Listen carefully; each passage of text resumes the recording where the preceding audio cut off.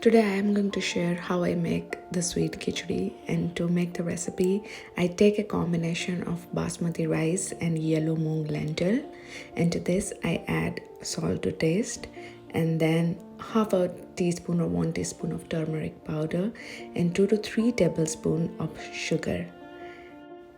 To flavor the khichdi, I add black peppercorns and green cardamom. I crush them roughly and add to the khichdi, and I also add some broken cashews. This gives it a very nice taste.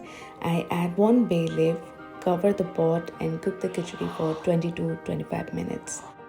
To temper the khichdi, I simply take 1 tablespoon of my homemade ghee or clarified butter, and when it's warm, I add a little bit of cumin seeds, 1 whole dry red chili, and when it starts to crackle, I pour it straight into the khichdi.